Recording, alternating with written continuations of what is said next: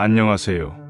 오늘도 찾아주신 시청자분들 감사합니다. 하임 공포라디오는 최대한 매일 저녁 시간에 업로드될 예정이며 구독은 요구하지 않지만 구걸합니다. 당시 사건을 보도하는 남자는 이 사건을 직간접적으로 일으킨 쿠리야마 류로바키의 사장이었습니다. AV 제작회사라고 써놓고 실제로는 유사 스너프 필름을 촬영했던 바키사가 갓 데뷔한 무명 신인 AV 배우에게 평범한 촬영 내용이라고 속이고 마약을 먹인 뒤 정신이 혼미해져 있던 여배우에게 연기가 아닌 진짜 집단 성폭행과 집단 폭행을 가하고 이를 촬영, 판매한 사건입니다. 이런 AV가 있는지도 몰랐던 일본인들은 물론이고 당연히 짜고 치는 고스톱이라고 생각했던 소비자들까지 말 그대로 충격으로 몰아넣은 끔찍한 사건이었습니다. 일본에서는 충격 사건 워스트 3에 반드시 들어가는 사건이며 스태프들이나 AV 배우 등의 관련 업계 종사자들도 금기시한합니다. 분명히 해둘 것으로 바키의 비디오는 음란물에 포함되는 포르노의 범주에 들어가지 않는 범죄 필름입니다. 2004년 6월 하순경에 도쿄도 도시마구에 있는 한 선술집에서 바키의 촬영 스태프들은 신인 AV 배우에게 AV 촬영을 위해 필요하다고 술을 먹였는데 이 술에는 마약이 섞여 있었습니다. 사측에서는 이 사실을 배우에게 한마디도 말하지 않았습니다. 이게 아무리 당시 일본 법률상 마약이 아니었다고 하지만 촬영 중에 마약류 성분이 함유된 술을 몰래 먹인 것만으로 충분히 불법입니다. 이 사건 이후 그 약물은 일본 법률상 불법 약물인 마약으로 지정되었습니다. 여배우는 촬영 중에 진짜 술을 먹이는 것을 속으론 어떻게 생각했을지 모르나 바키의 촬영 스태프들을 믿고 순순히 응했으며 얼마 지나지 않아 술과 마약의 시너지 효과로 정신이 매우 혼미해졌습니다. 이런 상태의 배우를 부축해주면서 마치 술 취한 사람을 배웅해주듯이 평범하게 도처의 어떤 맨션으로 들어갔는데 맨션으로 들어가자마자 정신이 혼미한 AV 배우의 눈앞에 보인 것은 수십 명의 남성이었습니다. 이 회사가 찍은 다른 포르노 같이 화면이 바뀌지 않고 그냥 그대로 남성들이 우르르 달려들어 윤간했습니다. 그곳에서 죄책감을 느끼는 사람들의 모습은 볼 수 없었고 그런 모습을 카메라맨은 아무런 죄책감 없이 촬영했습니다. 하지만 여기서 이들의 폭력은 끝나지 않았습니다. 술과 마약 때문에 몸조차 제대로 가눌 수 없었던 AV 배우에게 윤간으로도 모자라서 정신을 차릴 틈도 없이 항문에 관장기구를 억지로 넣었는데 이들의 미친 짓은 이게 끝이 아니라 항문에다 넣은 관장기구에 공기 압축기로 기압을 올려서 관장기구로 항문을 일부러 파열시켰습니다. 이 충격으로 정신을 잃은 여배우를 그대로 방치하며 웃다가 아무리 때려도 일어나지 않자 겁먹은 나머지 배우를 병원에 데려다 준 뒤 도망쳤습니다. 이 충격으로 인해 갓 데뷔한 여배우는 직장 파열, 항문 파열로 대수술을 받았으며 전치 4개월의 중상을 입었습니다. 이후 이 여배우에 대해 알려진 사실이 없어 지금은 어떻게 살고 있는지 알 수 없으나 AV 업계에서 떠나는 것은 물론이고 후유증과 외상 후 스트레스 장애를 평생 앓고 살아갈 가능성이 매우 높습니다. 이후 심각한 부상을 입은 피해 여배우가 경찰에 신고를 하면서 경찰이 조사에 나섰고 2004년 12월 16일 당시 촬영 감독과 스태프 등등의 관련자들이 무더기로 입건되어 구속되었습니다. 그리고 수사가 진행됨에 따라 그간 바키가 찍어온 영상들이 전부 연출이 아닌 실제 상황이라는 사실이 속속 드러나기 시작했습니다.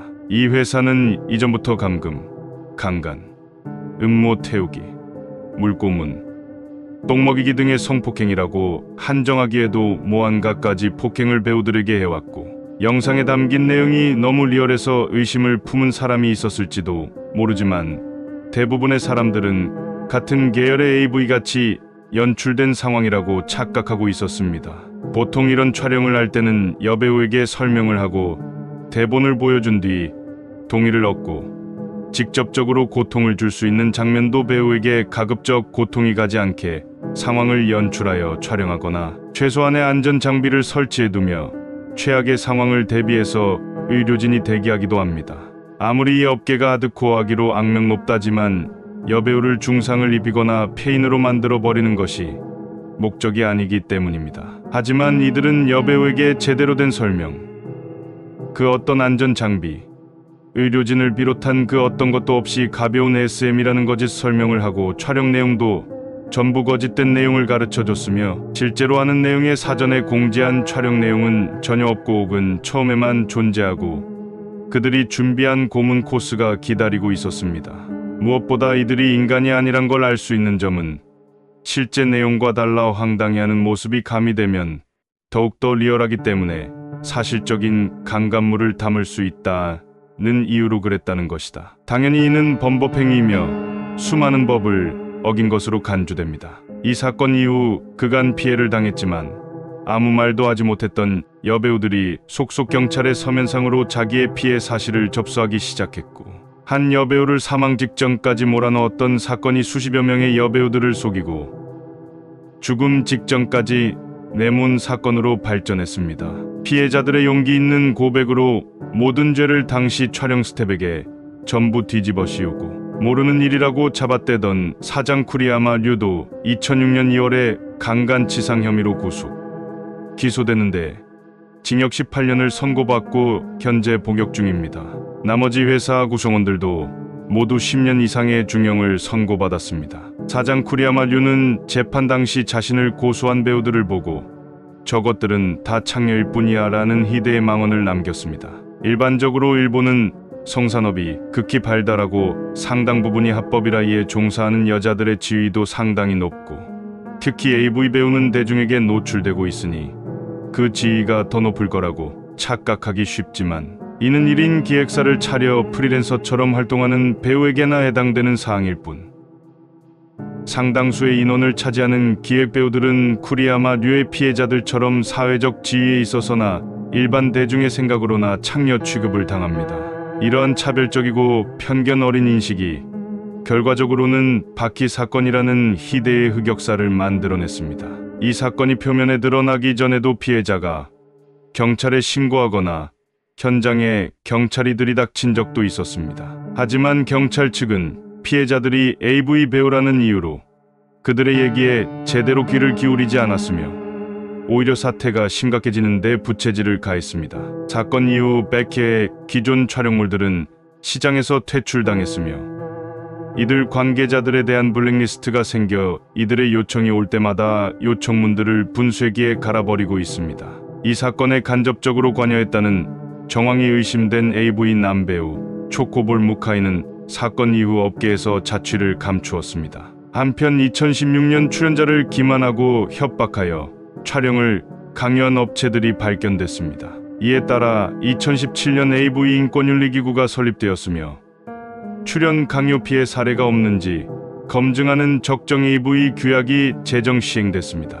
여담으로 2020년에 대한민국에서 N번방 성착취물 제작 및 유포 사건이 터지면서 바키 사건도 일본에서 잠시 주목받은 적이 있습니다. 두 사건을 비교해보면 결이 다른 부분도 많지만 결정적으로 영상과 관련된 대형 성범죄라는 공통점이 있기 때문인 듯합니다.